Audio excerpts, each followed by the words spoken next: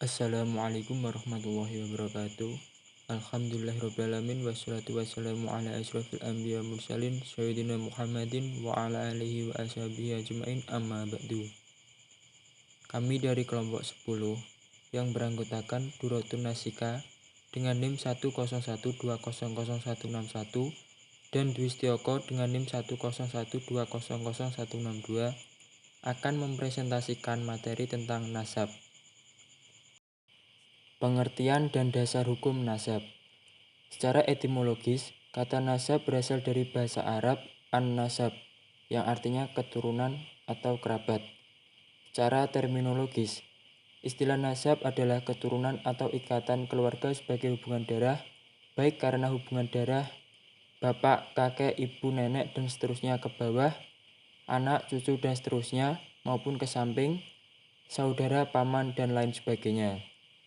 Menurut Wahbah Az-Zuhaili, nasab didefinisikan sebagai suatu sandaran yang kokoh untuk meletakkan suatu hubungan kekeluargaan berdasarkan kesatuan darah atau pertimbangan bahwa yang satu adalah bagian dari yang lain. Misalnya seorang anak adalah bagian dari ayahnya dan seorang ayah adalah bagian dari kakeknya. Sedangkan Ibnu Arabi mendefinisikan nasab sebagai ibarat dari hasil percampuran sperma antara seorang laki-laki dengan seorang wanita menurut keturunan-keturunan syar'i. Dalam Al-Quran dapat ditemukan beberapa ayat yang berhubungan dengan nasab. Di antaranya adalah pertama, Quran Surat Al-Mu'minun ayat 110 yang artinya lalu kamu menjadikan mereka buah ejekan sehingga kesibukan kamu mengejek mereka menjadikan kamu lupa mengingat aku dan adalah kamu selalu menertawakan mereka. Yang kedua, Quran Surat Al-Safat ayat 158. Terjemahannya dan mereka adakan hubungan nasab antara Allah dan antara jin. Dan sesungguhnya jin mengetahui bahwa mereka benar-benar akan diseret ke neraka. Dan yang ketiga, surat Al-Furqan ayat 54. Terjemahannya, dan dia pula yang menciptakan manusia dari air, lalu dia menjadikan manusia itu punya keturunan dan musyawarah dan adalah Tuhanmu Maha Kuasa.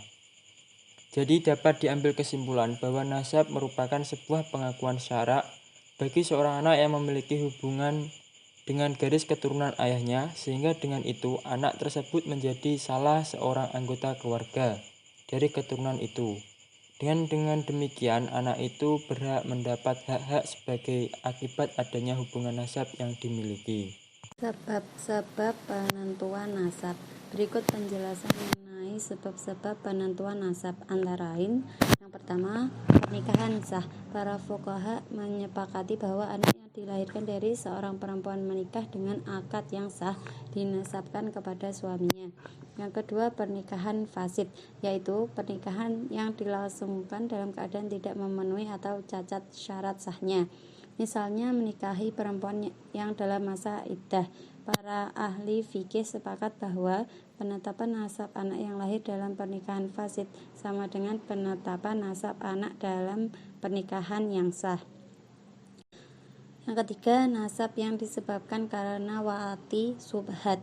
Wati subhat adalah terjadinya persetubuhan antara laki-laki dan perempuan karena kesalahan. Contohnya dalam keadaan malam yang gelap, seorang laki-laki menyetubuhi seorang perempuan di dalam kamarnya yang menurut keyakinannya adalah istrinya. Jawad Al-Mughniyah menyebutkannya dengan seorang laki-laki menggauli seorang perempuan yang haram atasnya karena tidak tahu dengan keharaman itu. Dalam kasus seperti ini, jika perempuan itu hamil dan melahirkan setelah 6 bulan sejak terjadinya persetubuhan tersebut dan sebelum masa maksimal kehamilan, maka anak yang dilahirkan itu dinasabkan kepada laki-laki yang menyetubuhinya. Akan tetapi, jika anak itu lahir setelah masa maksimal masa kehamilan, maka anak itu tidak dapat dinasabkan kepada laki-laki tersebut. Nasab dalam kompilasi hukum Islam. Dalam kompilasi hukum Islam pada pasal 99 disebutkan bahwa anak sah adalah Yang pertama, anak yang dilahirkan dalam atau akibat perkawinan yang sah. Yang kedua, hasil perbuatan suami istri yang sah di luar rahim dan dilahirkan oleh istri tersebut. Dalam pasal 99 tersebut tidak menyebutkan batasan usia kandungan sebagai dasar sahnya anak, meskipun para ulama telah sepakat batasan minimal usia kandungan adalah 6 bulan setelah akad nikah. Dalam pasal 100 kompilasi hukum Islam disebutkan, anak yang lahir di luar perkawinan hanya mempunyai hubungan nasab kepada ibu dan keluarga ibunya.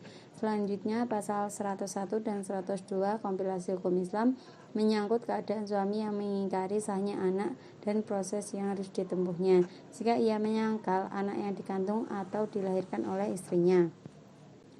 Pentingnya nasab dalam keluarga, sebagaimana yang dikemukakan oleh Wahab al-Zuhaili bahwa urgensi nasab bagi kehidupan keluarga merupakan sandaran yang kokoh untuk meletakkan suatu hubungan kekeluargaan berdasarkan kesatuan darah.